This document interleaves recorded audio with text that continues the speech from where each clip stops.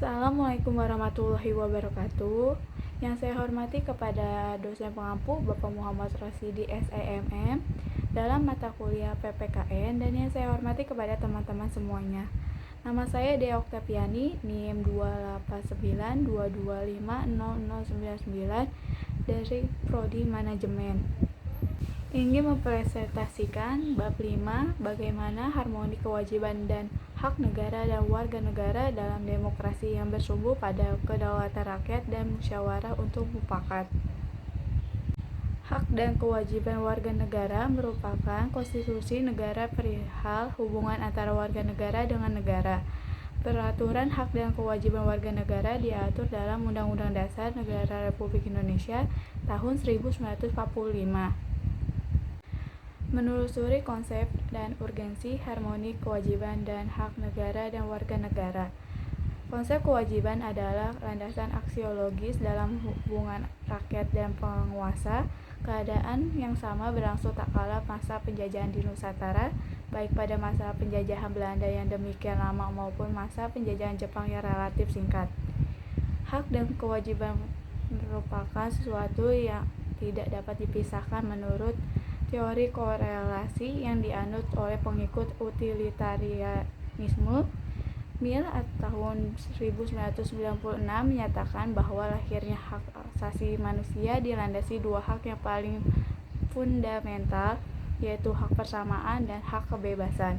Atas dasar pemikiran tersebut, manusia itu merupakan anggota masyarakat dan tidak boleh tercerabut dari akar sosialnya.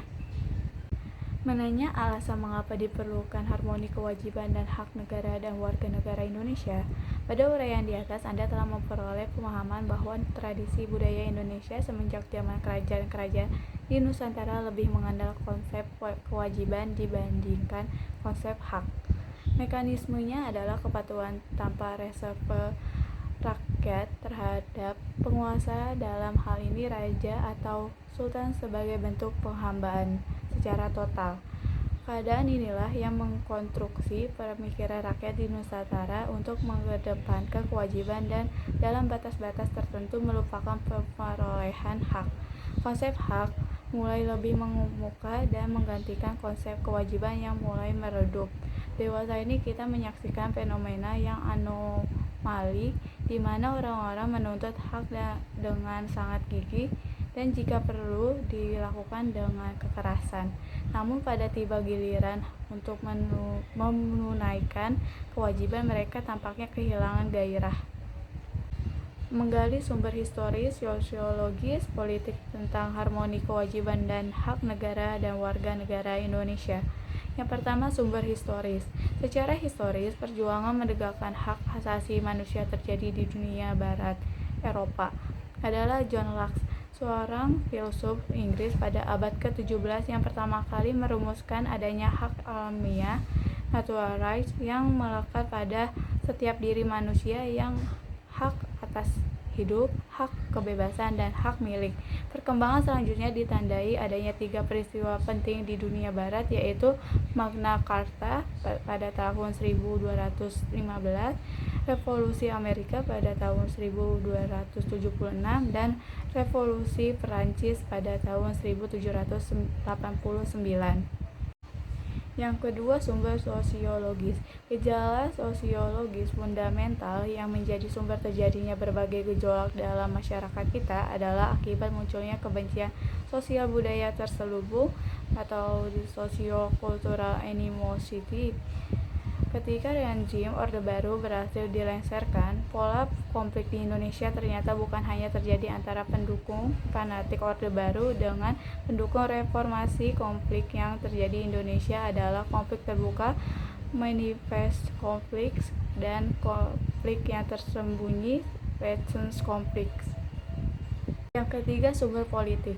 Sumber politik yang mendasari dinamika kewajiban dan hak negara dan warga negara Indonesia adalah proses dan hasil perubahan Undang-Undang Dasar Negara Republik Indonesia 1945 yang terjadi pada era reformasi. Pada awal era reformasi atau pertengahan 1998, muncul berbagai tuntutan reformasi di masyarakat.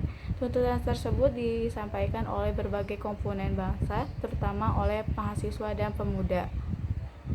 Membangun argumen tentang dinamika dan tantangan harmoni kewajiban dan hak negara dan warga negara.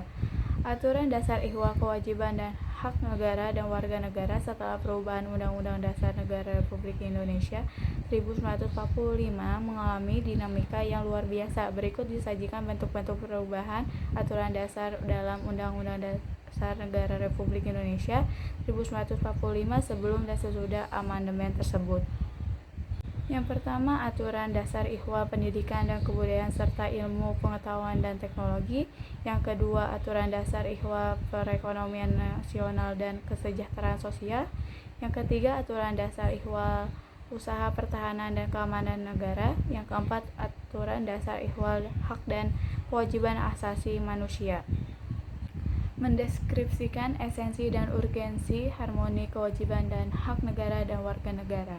Yang pertama, agama. Bangsa Indonesia dikenal sebagai bangsa yang religius. Kepercayaan bangsa kita kepada Tuhan Yang Maha Esa telah ada semenjak zaman prasejarah. Sebelum datangnya pengaruh agama-agama besar ke tanah air kita, Pasal 29 ayat 1 Undang-Undang Dasar Negara Republik Indonesia 1945 menegaskan bahwa negara berdasarkan atas ketuhanan Yang Maha Esa atau jiwa keberagamaan harus diwujudkan dalam kerangka kehidupan bernegara yang tersusun dalam Undang-Undang Negara Republik Indonesia 1945. Yang kedua, pendidikan dan kebudayaan. Pendidikan dan kebudayaan adalah dua istilah yang berkorelasi sangat erat. Pendidikan adalah salah satu bentuk upaya pembudayaan yang ditransformasikan dari generasi tua ke generasi muda, melainkan dikembangkan sehingga mencapai derajat tertinggi berupa peradaban. Yang ketiga, perekonomian nasional dan kesejahteraan rakyat. Kekeluargaan adalah asas yang dianut oleh Indonesia dalam berbagai aspek kehidupan, yang salah satunya kegiatan perekonomian nasional.